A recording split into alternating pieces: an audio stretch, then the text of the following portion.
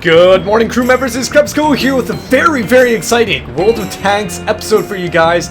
In fact, we're going to be doing a replay I got off of mwreplays.org, I believe, something like that.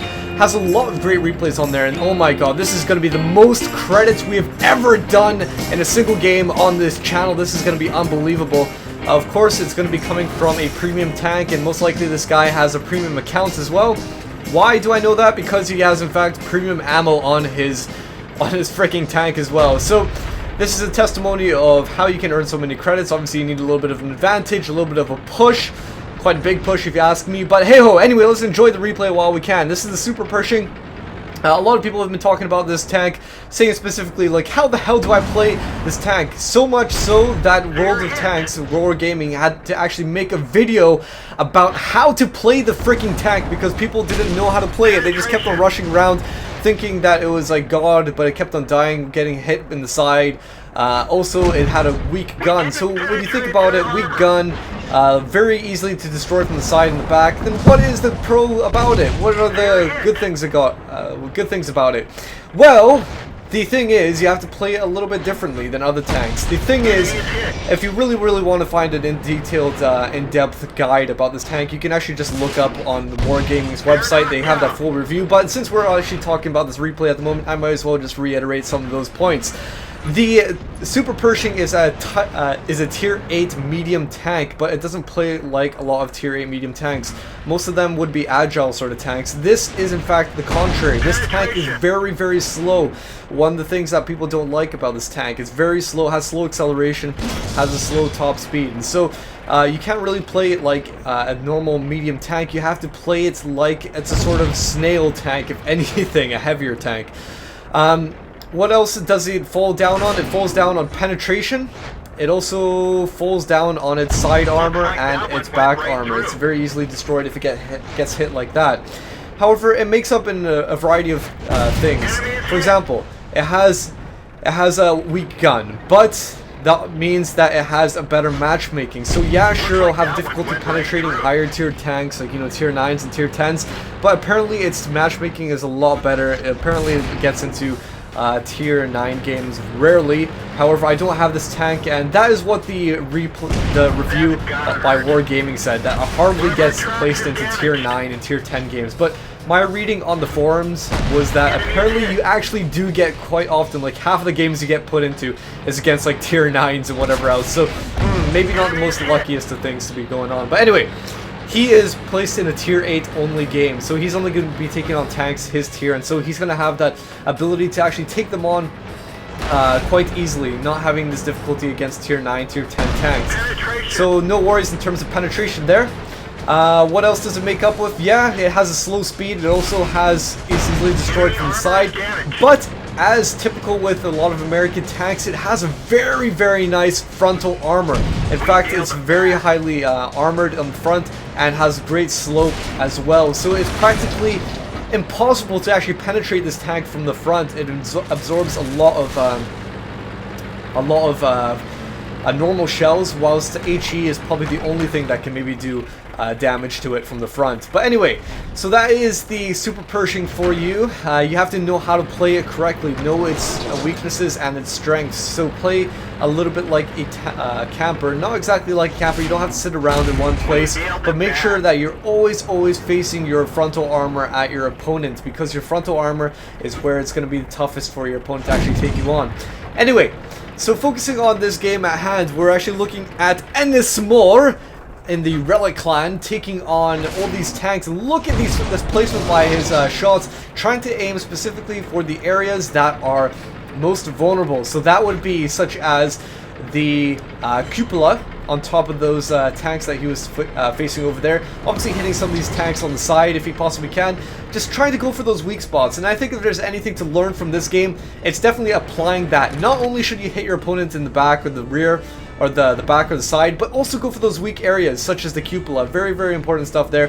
I think I need to actually incorporate that more into my games. I mean, I try to go for those areas, you know, those bits and bobs that hang out from the enemy tanks, but usually I try to go for the sides and such, but sometimes it's not always necessary. You can just, whenever you're taking on a tank from the front, you can just go for those weak areas. And so let's keep that in mind whenever we're taking on enemies in the future. All right, so keep that in mind. Learn from this game.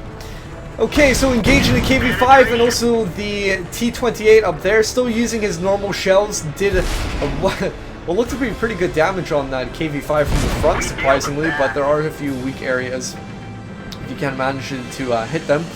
He's now engaging the T-28, and again the KV-5, and missing him. Oh no! How is he going to earn so many credits if he's going to be missing? Well, he's going to manage to do it somehow. Another pro that I forgot to mention about this tank is that it has very, very nice rapid fire rates. And look how fast this thing reloads. Look at that! Look at that! So fair enough, it has difficulty in terms of penetration, but it makes up in numbers and scores with its rate of fire. Just being constantly able to fire here.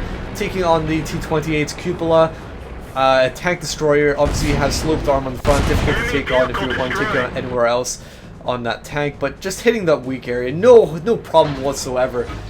This is sort of stuff that we need to get into our games, eh? And now that that is all been taken care of, he can now engage the KV-5. So playing like a one-man army, I would say. Where's this team been? I have absolutely no idea. They've been just dying, I guess. But he's been pretty much just a one-man army, taking on all these tanks by himself and still surviving, taking names and just repaying in vengeance, alright?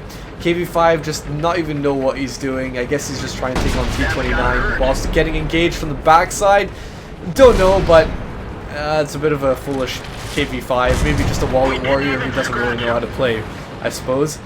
But there we go, R2-D2 exposed. Not really sure what he's trying to come up with that. And there you go, learning the hard way. That is him gone.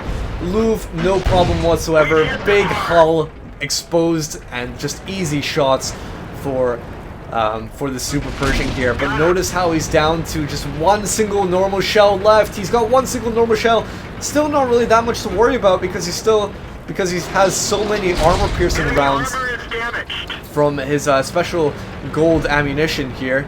And look at that, no problem whatsoever. He can easily just switch on into that if he needs be. I guess he's a bit of a smart player having these rounds ready. He probably has them just in case he gets placed into higher tier matches, you know, tier 9s, tier 10s, just so he can actually take them on. But then again, you know my stance on premium ammo. Not a fan of it whatsoever. Don't think it should be in the game. But it doesn't matter at this point. Okay, so almost taking out that T-29 just up there, I believe it was. T-34, sorry. Just up there, and the AROL-44 coming in from behind. Not really that much to worry about the AROL-44. It's just, you know, just a normal tank. It's not going to do that much. But all that is left on the enemy team. Oh god, I thought it was an AROL-44 actually. It looked like it from just what I was looking. But no, it's not AROL-44, it's AROL-V39. My bad, guys. Tank destroyer. And just finishing both of those enemies off. 6 kills, that is a Top Gun right there instantly for this tank. For this gentleman. And all he has left to take on is just a Type 59 and 2 artillery pieces left. If he can finish them off, that means he can get 9 kills. Type 59 with 1 HP left. Oh, detracking him. That could have been such a good opportunity to actually get the last, maybe final shot or two off in the Super Pershing if he didn't have a repair kit left. But being able to have that in his arsenal allowed him to actually just get his stuff repaired. But he knows Super Pershing needs to be careful here because if he gets shot once, that could be him gone. But lucky for him, Type 59 not fast enough on that quick draw, and so he has managed to finish him off before he gets finished off himself. 240 HP is not a lot to work with. It is not a lot to work with. Oh wow, you can actually see all the penetrations at the front. Look at that. All the times that they tried to penetrate this tank from the front. I don't know if they actually did penetrate. I mean, I thought the holes were actually penetration, but I mean, this tank is like really, they emphasize quite heavily just how much this tank cannot be penetrated from the front, so not exactly sure. Finishing off the gorilla there, knows how he's using the HE rounds. He knows that he can easily penetrate these artilleries no problem every single time. And so, and so he can easily penetrate them and do as much maximum damage as possible. At least with the gorilla anyway, but he's using some sort of armor-piercing rounds on this tank over here, on the artillery piece down there, taking it down to 53%. But he looks to be like the looks like the enemy tank is playing, enemy artillery is playing defensively now. Just gonna be waiting for the Super Pershing to actually come forward. So, what do you do when you're in an awkward position like this? You got 240 HP to work with. It's not like you have your full health. It's not even like if you have half of your health left. I mean, even if you had half your health, you could maybe take a shot, but he has 240. From an artillery, that's probably an insta-kill. So, it's a difficult position to be in, and all that you can really say about it is that you need the upper hand. You need to get that shot faster out than that artillery piece. Either that, or hope to God that he's gonna miss. It's either luck, or it's just a quick draw. And now, for some reason, that AMX being revealed, maybe sound revealing him? I mean, there was no direct line of sight at all, but maybe it was some sort of sound that was revealing it. But AMX just waiting for his opportunity to shoot. Oh, whoa! He could potentially have gotten a shot off there, just on the tiny fragment that was sticking out from this Super Pershing. But Pershing knows that if he comes out a bit too far, it's going to be the end of him. He needs to stick out at least probably half of his front in order to actually get his turret around. But if he does that, AMX is easily going to be able to finish him off. And now it's a waiting game with 3 minutes and 17 seconds left to go. Who's going to come out first? Well, I certainly don't think it's going to be the artillery. I know that the artillery is just this sort of defensive-like camper. He's just going to wait until something comes out, because he only has one shot to work with. It takes a long time to reload. He's got not that much HP. He knows if he gets shot once, it's going to be the end of him. So his shot, his one last shot, his one bullet in the golden gun is all that matters to AMX. So it looks like the Super Pershing is going to have to play on the offensive here. He's not going to wait. He's not going to give the artillery that upper hand. He's in fact going to move out all the way, let the AMX lose the line of sight on him, and now he's going to make his move. Where is he going to go? This is what I was thinking. I thought he was going to go maybe around the backside, but perhaps the AMX would still have a lot of time to actually hit him, turn around and hit the Super Pershing if he wanted to. But what is the Pershing doing? He's getting his distance. He is going as far as he possibly can, getting distance between him and that AMX. And if I was in the position of the artillery right now, I would be freaking worried as hell. Not being able to see where that Super Pershing is, not knowing which direction he's going to be coming from. And so the artillery piece moving, not going to be camping there. And you're going to try and line up a shot. But Super Pershing getting that shot out. And oh my god! You just saw that cone of fire go right over the Super Pershing, missing him completely. But you can imagine if they shot each other at the same time, that could have been a draw. And there was no way he would have gotten this much XP and credits. Oh my gosh. This is like breaking the sound barrier in freaking real life. This is breaking the 200,000 barrier. I know we have troubles. Us average normal mortals have trouble breaking just the 100,000 barrier. This guy just doubled it, more than doubled it. He doubled it to 211,000 credits with that much experience. That's the most I've ever seen in the game as well. That's not even 2 times XP. That's 3,267 standard by itself. He destroyed all those tanks, damaged those, he detected all that. Reason is because he shot 49 times, 41 were on the actually hit. He received 28 shots.